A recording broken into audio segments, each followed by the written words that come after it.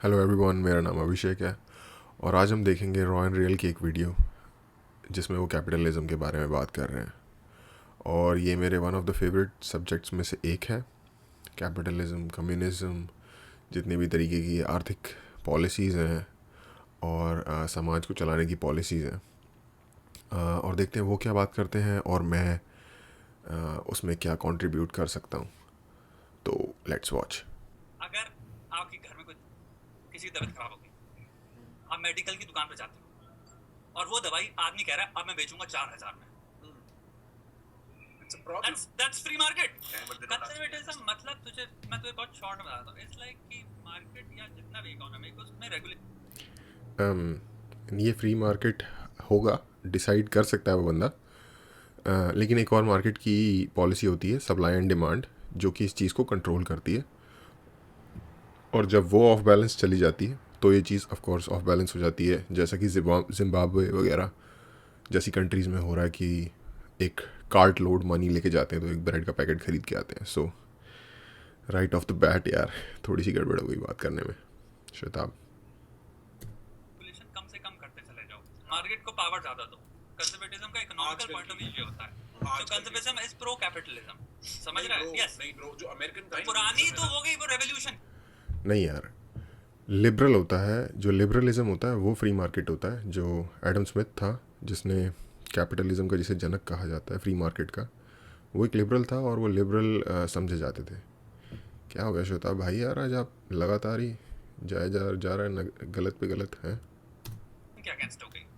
हाँ, बेसिकली जो अब मॉडर्न अमेरिकन कंजर्वेटिज्म है, उसमें लिबर्टेरियनिज्म फटा हुआ है, तो इसलिए वो फ्री मार्केट रिलेटेड है। 50-60 साल पहले फ्लिप होता था, कंजर्वेटिव्स कहते थे मार्केट नहीं, तो वो लिबर्टेरियन बेसिकली मॉडर्न टाइम में लिबरलिज्म की डेफिनेशन चेंज हो गई है, ये कहा जा सकता है। ये अग्री करने वाली बात है, क्योंकि आज के टाइम पे जो अमेरिकन कॉन्जर्वेटिव्स हैं वो फ्री मार्केट को एडवोकेट करते हैं और इसका उल्टा था पुराने ज़माने में। हाँ, ये बात है, तो इस तरीके से की जा सकती है। Let the market decide, market has the best solution, right? New liberalism, हाँ, न्यू लिबरलिज्म, राइट। हायक जो कि लेके आए थे, Friedrich Hayek, Austrian Nobel winning economist, Nobel prize winning economist. इनको एक्चुअल में ये नहीं पता था भाई, मुझे पढ़ूंगा इसके बारे में। जो हीरो था उसका सबसे ज्यादा हायक का बड़ा फैन था मार्garet थैचर। एक्चुअल में थैचरिज्म 1970 में जब ये इलेक्ट हुई थी, जो पूरा वो कंजर्वेटिव पार्टी को जो थी यूके की, जो जितना भी नौटंकी हुई, इसको आज ये लोग जिसकी वजह से ब्रेक्जिट हुआ, एक चीज समझो, जो कंजर्वेटिव पार्टी आज वापस उसमें जा रही है और न्यू लिबरलिज्म से दूर जा रही है और सोशलिज्म के पास जा रही है, लिबरलिज्म के पास जा रही है कि जॉब्स हमारे लोगों को नहीं मिल रही, क्योंकि फ्री मार्केट यही तो होता है, हायर करो किसको भी करना है वेंचर। समझिए, न्यूलिबरलिज्म तो है प्रॉफिट के लिए काम करो, मार्केट करने दो। अगर आपकी गांड फटने लगी तो आप फिर ब्रेक्जिट करा दिया आपने। ये तुम्हारी चीजें वर्क नहीं करती। फैक्ट तो यही है लाइफ में, अगर आप मार्केट पे हाथ छोड़ दो चीजों को कंप्लीटली, आप वो पीछे करते हो, तो तुम्हारा market Thatcher was the first one तुम्हारे उसमें जिसने रियल लाइफ प्रैक्टिस में लाया था न्यू लिबरल पॉलिसीज को। It works only for a short run, मतलब उसमें नहीं यार, काम तो ये चीज़ें करती हैं, वो इसलिए काम नहीं कर रही क्योंकि दूसरी पॉलिसीज़ अपना सही से काम नहीं कर रही। फॉर एग्ज़ाम्पल, ये जो पॉलिसी थी ये थी यूरोप के अंदर, विद इन यूरोप जो ब्रेक्जिट का सिस्टम था, और ब्रिटेन, फ्रांस, जर्मनी, ये उन कंट्रीज़ में से हैं जो ब्रेक्जिट के सिस्टम से बेनिफिट हुए हैं। बहुत सारी कंट्रीज़ का नुकसान भी हुआ है इससे। इटली, स्पेन, ग्रीस, इनके लग गए अच्छी तरीके से एल। लेकिन ब्रिटेन एक्चुअली एक फ़ायदे में कंट्री है, जो रही है इससे, जिसने इससे फ़ायदा उठाया है। और इनफैक्ट उसने पूरी तरह से मर्ज भी नहीं किया था, उसने अपनी जो करेंसी है उसे सेपरेट रखा था, उसे पाउंड ही रखा था, जबकि रेस्ट ऑफ द यूरोप की जो EU में करेंसी हो गई थी यूरो। लेकिन एनीवेज ये वर्क करती है, मैं आपको बताता हूँ कैसे। जब आपको एक कम रेट पे लेबर मिलती है, या फिर लेबर रेट एक्सपोनेंशियली बहुत हाई नहीं चला जाता, तो उसकी वजह से चीज़ों के प्राइस लो रहते हैं, जो कि इकोनॉमी को बैलेंस करता है। दूसरी तरफ अगर लेबर प्राइस हाई चला जाएगा तो वो ऐसे काम करता है कि अगर लेबर प्राइस हाई है तो सबका ही जाएगा, तो सबकी सैलरीज बढ़ेंगी, तो चीज़ों के दाम बढ़ेंगे, तो उसके साथ साथ अगेन इकोनॉमी बैलेंस हो जाएगी उस साइड से भी। EU आई थिंक 97 के आसपास फुली एक्टिव हो गया था, और उस टाइम से अब तक ठीक ठाक ही चल रहा है। और मुझे जितनी तक की मेरी नॉलेज है, ब्रिटिश लोगों को ज़्यादा प्रॉब्लम EU की इकोनॉमिक पॉलिसीज़ पे नहीं थी। EU की वजह से जो अनलिमिटेड इमिग्रेशन आ रहा था इंग्लैंड में, उसकी वजह से या UK में, उसकी वजह से वो एक ज़्यादा हॉट पोटैटो, ज़्यादा गर्म मुद्दा था। और बड़े टेक्निकल कंस्ट्रेंट्स आ जाते हैं, बट Yes. क्योंकि अदरवाइज अगर तुम जैसे हमारे यहाँ स्टेट स्पॉन्सर्ड सोल्यूशन फाइंडिंग होती है ना, जो मार्केट नहीं करती स्टेट, वहाँ भाई अलग भसड़ है। तुम स्टेट भाई, पे छोड़ दो तो वो सबसे इंजीनियरिंग छोटी और सी बात ये करप्शन। सोचो जो कि यूएस में है, मैं इससे बढ़िया एग्जांपल पुट नहीं कर सकता। हाँ, मार्केट को अगर आप पावर दे रहे हो, उसका जो दवाई, जो हम लाइफ में छोटी चीजें जो कि आप ग्रांटेड लेके चलते हो और आपकी सांस अटक जाएगी अगर ये आपकी लाइफ में हो जाए, वो है अगर आपके घर में कोई किसी की तबीयत खराब होगी, आप मेडिकल की दुकान पे जाते हो और वो दवाई आदमी कह रहा है अब मैं बेचूंगा 4000 में। It's a problem, that's free market. It's a problem and it's a genuine problem. वो पागल था ना, इसकी पूरी शक्ल थी, क्या नाम था उसका? भाई श्वेताब, यहाँ पे तू यार पूरी तरह से गलत है, क्योंकि तेरा जो तूने एग्जांपल दिया है वो लॉजिकली काम करता है, लॉजिक बनता है उस चीज़ का, लेकिन वो रियल वर्ल्ड में अप्लाई नहीं होता। उसका रीज़न ये है कि देखो हो क्या रहा है। एक दवाई ले लेते हैं कोई सी भी, डिस्प्रिन, जो कि एक बिल्कुल नीड वाली दवाई है। अमेरिका वगैरह में लोग टाइलेनॉल लेते हैं, उसका जो ऑल्टरनेटिव है वहाँ पे उसको टाइलेनॉल कहते हैं। तो पता है इसमें अब चीज़ क्या है कि एक बंदा अगर टाइलेनॉल बना रहा होता ना, तब तो ये चीज़ एप्लीकेबल होती कि वो बना रहा है, मोनोपोली है, इसलिए वो जो मर्जी रेट डिसाइड कर दे। ये इनफैक्ट रेगुलेटेड इकोनॉमीज़ में होता है कि रेट डिसाइड हो जाता है, फ्री मार्केट में ऐसा नहीं होता। उसका रीज़न ये है, फ्री मार्केट में वो रेट चाहे 5000 कर दे 4 की जगह, वो कोई बात नहीं, लेकिन पता है चक्कर क्या होगा, कोई उससे लेगा नहीं, क्योंकि 10 और बंदे उससे कम के रेट में बेच रहे होंगे, इसलिए उससे कोई नहीं लेगा। चीज़ की वैल्यू देख के और ऑल्टरनेटिव्स के हिसाब से उसको लिया जाता है, ख़रीदा जाता है। इसका एक एग्जांपल ये है, जैसे इसको समझो, फ्री मार्केट है, 10 लोग एक ही चीज़ बना रहे हैं, मैं भी वही चीज़ बना रहा हूँ, 9 और कंपनियाँ वो बना रही है। अब मुझे अगर अपनी सेल्स बढ़ानी है तो उसका एक तरीका हो सकता है प्राइस अंडरकट करना। जियो ने क्या किया, इंडिया में फ्री मार्केट है ना टेलीकम्युनिकेशन में, तो ऑलमोस्ट फ्री मार्केट पूरी तरीके से एप्लीकेबल है टेलीकम्युनिकेशन में, जो फ़ोन वगैरह हम करते हैं। जियो ने क्या किया, इतना सस्ता कर दिया कि सबको उसके साथ नीचे जाना पड़ा। तो फ्री मार्केट इस तरह से काम नहीं करता। ये एग्जांपल ठीक नहीं है यार। जिसने एड्स की दवाई फ्री बेची रही थी, हाँ, दैट्स फ्री मार्केट। सोचो जितने लोग बकवास करते हैं कि कैपिटलिज्म को आने दो, कैपिटलिज्म बहुत अच्छी चीज है, ठीक है भाई, फिर हॉस्पिटल्स का जब घर में आपकी तबीयत खराब होती है किसी की, आपकी एक सेकंड होती है ना हिचकिचाहट, मैं यहाँ अमीर लोगों की बात नहीं कर रहा, मैं middle class lower middle class बात कर रहा हूँ, हिचकिचाहट होती है ना, प्राइवेट हॉस्पिटल ना लेके जाएं। ये मुद्दा अभी उठा रहा है कि कुछ दवाइयाँ होती हैं जो लाइफ सेविंग ड्रग्स होती हैं, बहुत महंगी होती हैं। इसके बारे में इंडिया की गवर्नमेंट ने ये ज़्यादातर, पहले तो इसको समझो ये आ कहाँ से रहा है, ये क्यों है दवाइयों का रेट महंगा। हर नई दवाई को ढूंढने के लिए बहुत सालों की रिसर्च होती है, बहुत सारे ट्रायल्स रन, एक्सपेरिमेंट्स किए जाते हैं, और ये काम कोई ना कोई बहुत बड़ी ऑर्गेनाइजेशन कर रही है। ठीक है, दुनिया की बड़ी फार्मास्यूटिकल कंपनीज़ हैं, फाइज़र हो गई, एस्ट्राजेनेका हो गई, आजकल तो उनका नाम हर कोई जानता है, क्योंकि जॉनसन एंड जॉनसन हो गई, क्योंकि बिकॉज ऑफ कोविड की वजह से जो कंपनियाँ वैक्सीन बना रही हैं, इनकी वजह से इंडिया की बड़ी बड़ी हैं, सिप्ला वगैरह टाइप।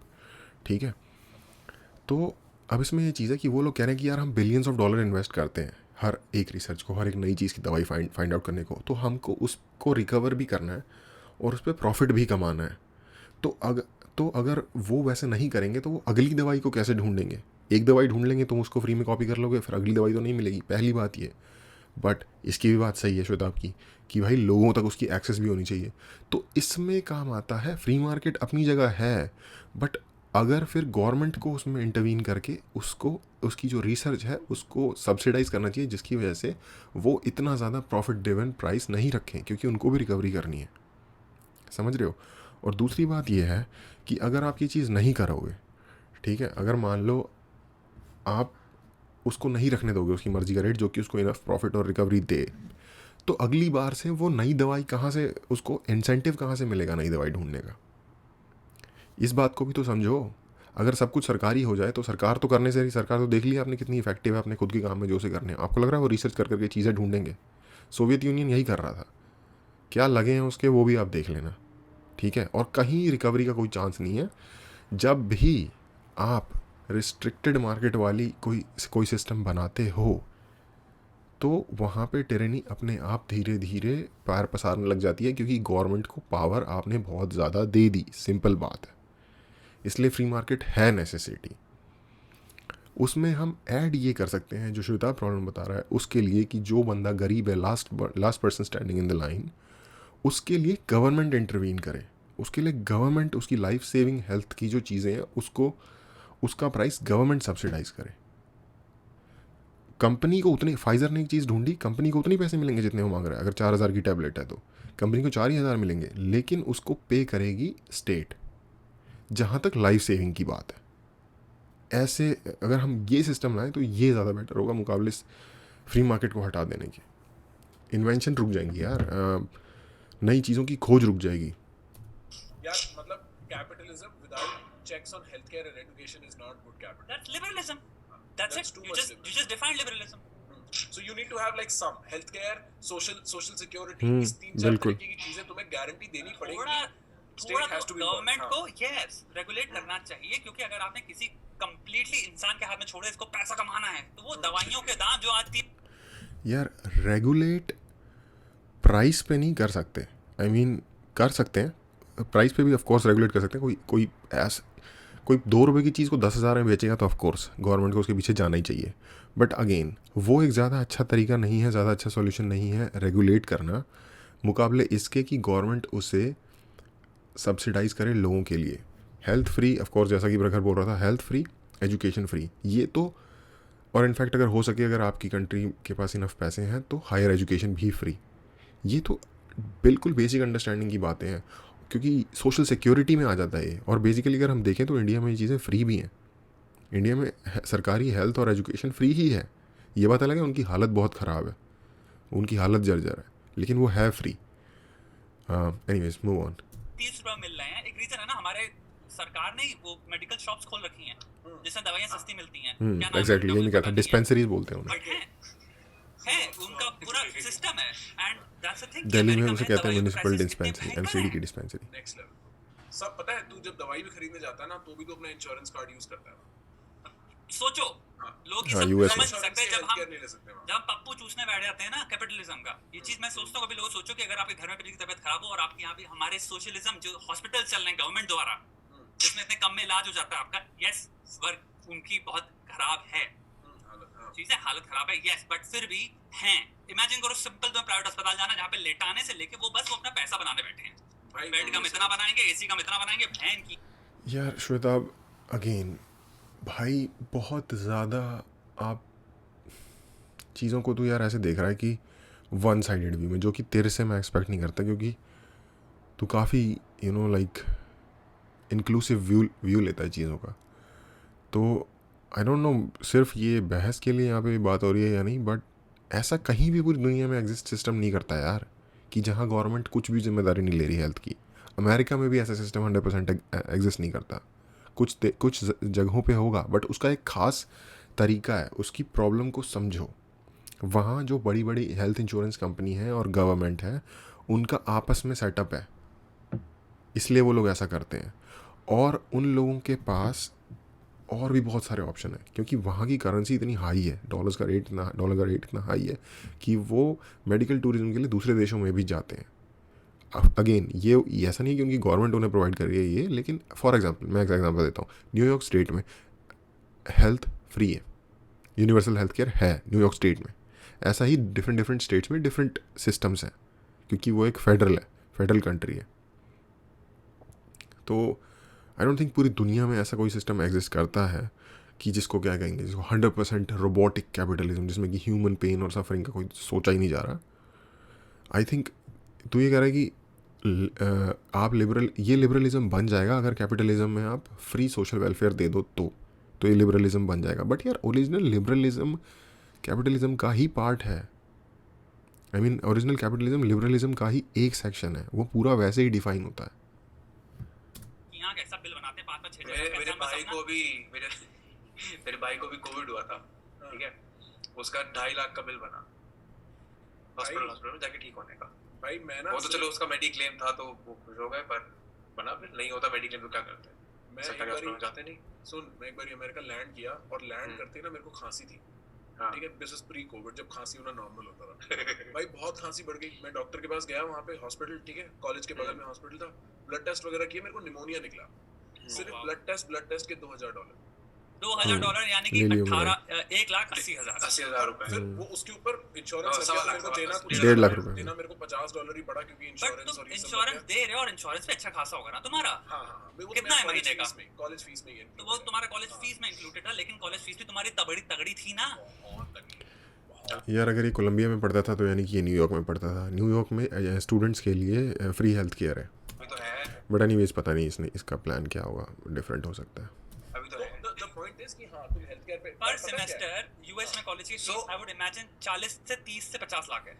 हाँ डिपेंडिंग ऑन तुम किस कॉलेज में हो। हाँ, Living डिपेंडिंग ऑन condition आप किस वगैरह वगैरह। डिपेंडिंग ऑन आप किस यूनिवर्सिटी में जा रहे हो। जो स्टेट यूनिवर्सिटीज़ होते हैं उनके आउट, और इनफैक्ट आप कहाँ से भी हो, वो कंट्रीज़ को लेके इतना डिफरेंशिएट नहीं करते, वो इन स्टेट और आउट ऑफ स्टेट को लेके डिफरेंशिएट करते हैं। फॉर एग्जांपल ओक्लाहोमा स्टेट में अगर आप स्टेट यूनिवर्सिटी में पढ़ने जा रहे हो तो जो ओक्लाहोमा के रेजिडेंट्स होंगे उनको सस्ता मिलेगा, जो बाहर के होंगे उनको महंगा मिलेगा। और जनरली ओक्लाहोमा या टेक्सास या मिसिसिपी के किसी भी स्टेट में जो स्टेट यूनिवर्सिटी है उसकी फ़ीस $12,000 एक साल, यानी कि लगभग 6 से 7 लाख रुपए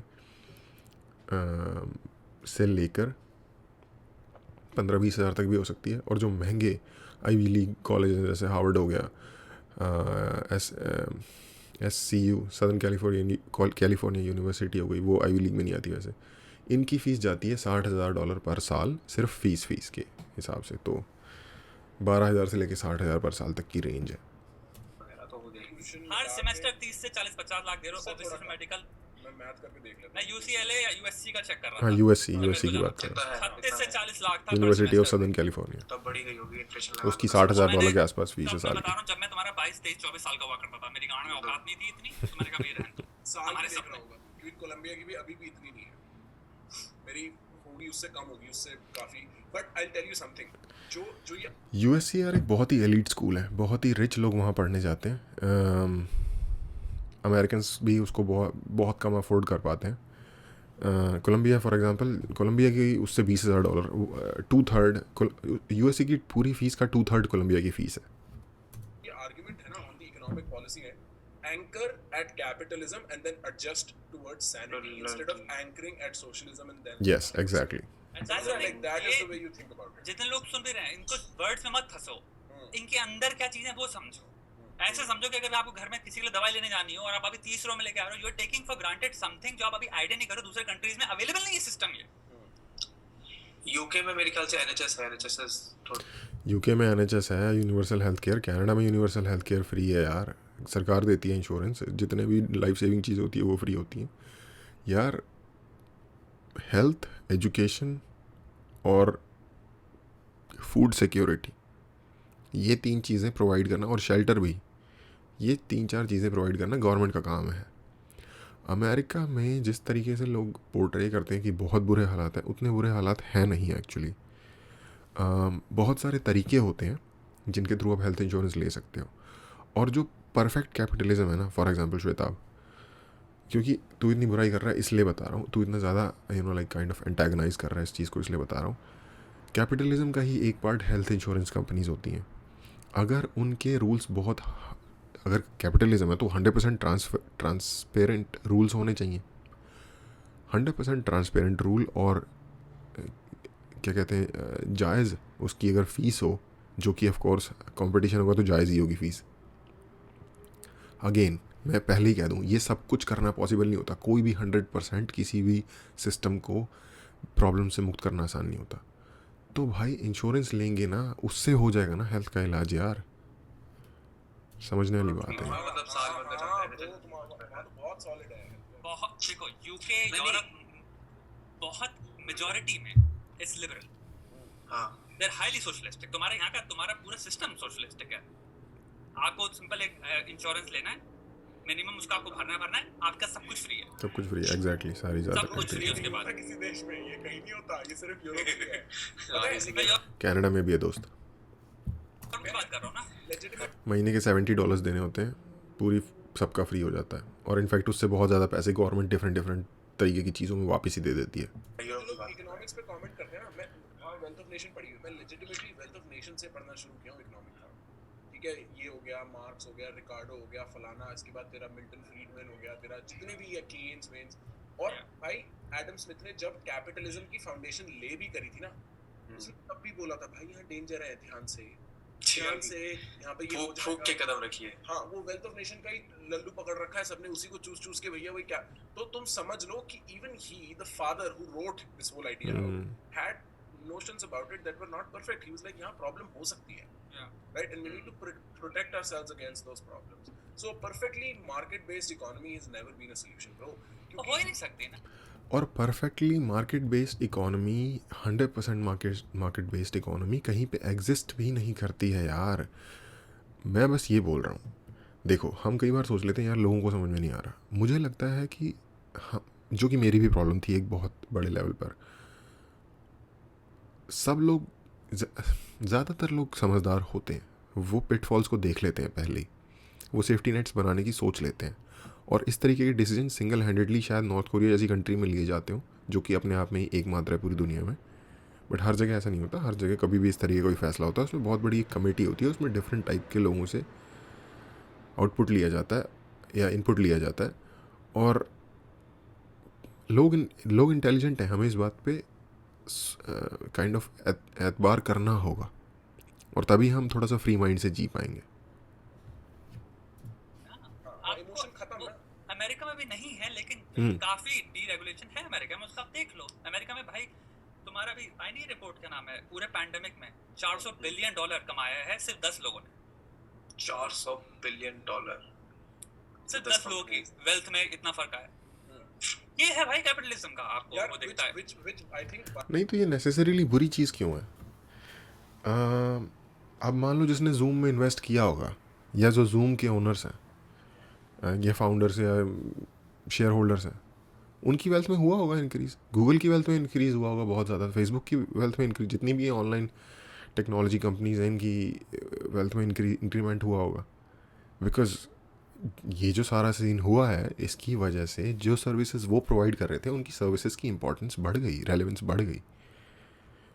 तो इसमें नेसेसरीली नेगेटिव क्या है? अगर किसी ने $400 बिलियन बना लिया, वेल्थ क्रिएशन अपने आप में एक बुरी चीज़ नहीं होती।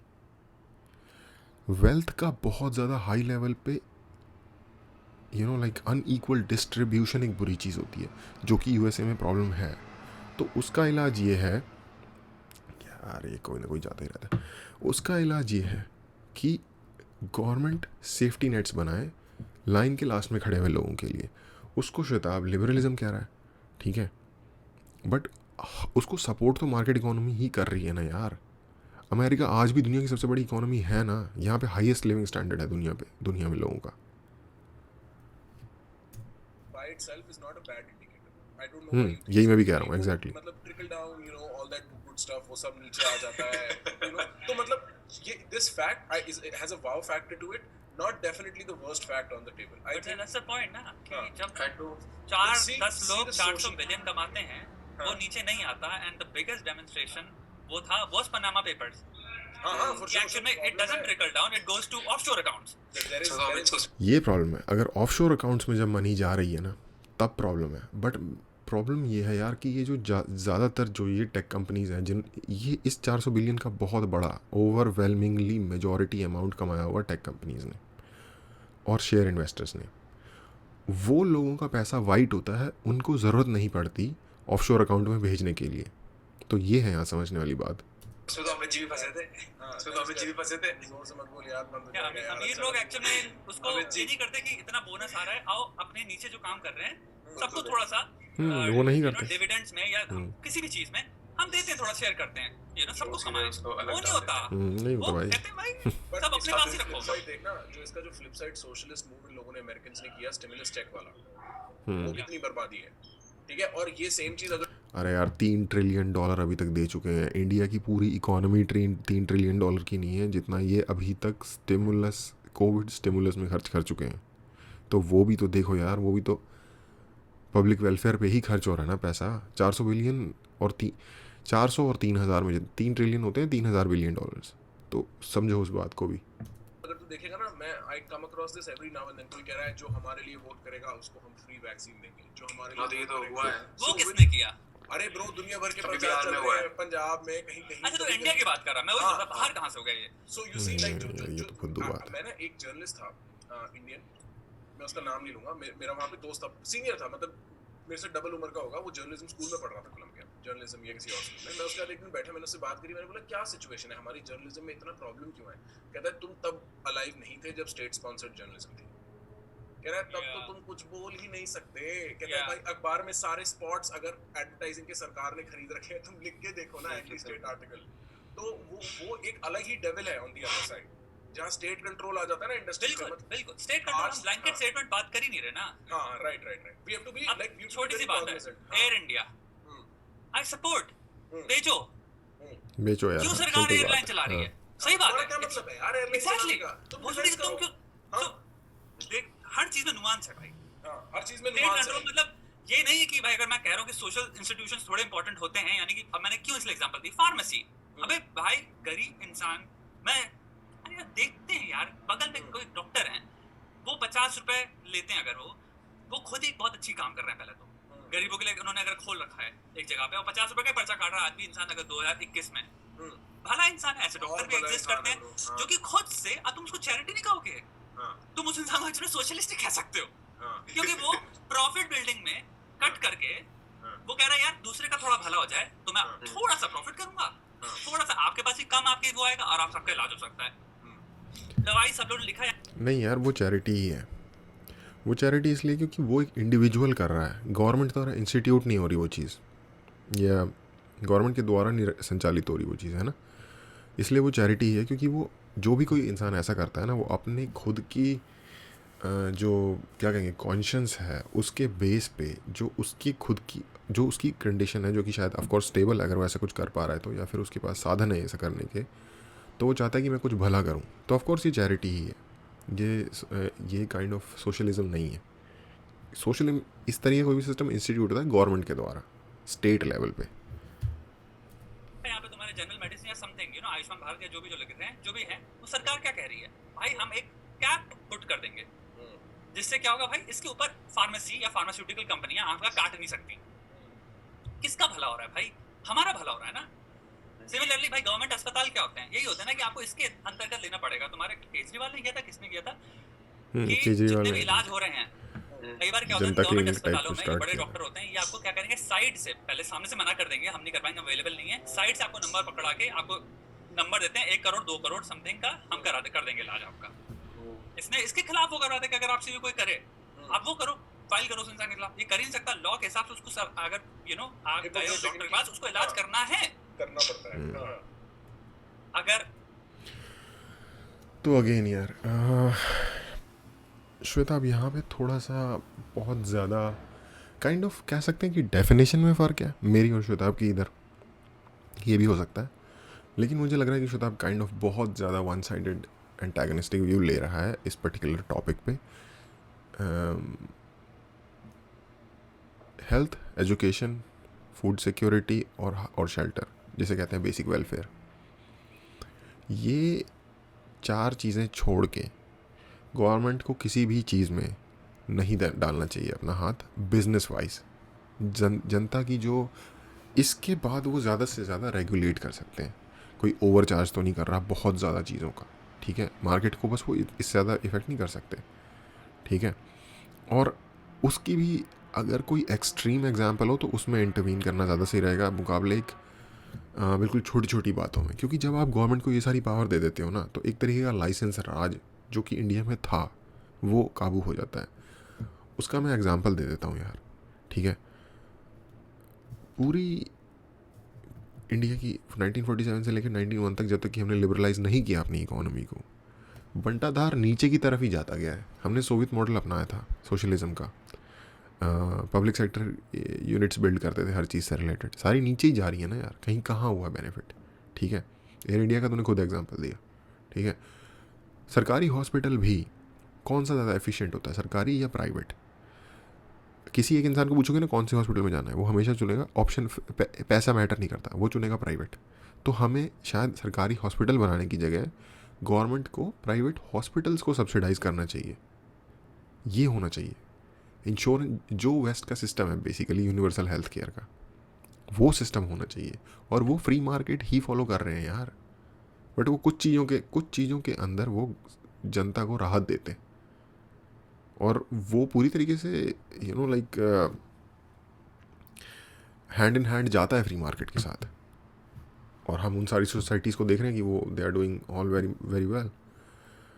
बट एनीवेज ये I think it's more of a difference of definition of terms.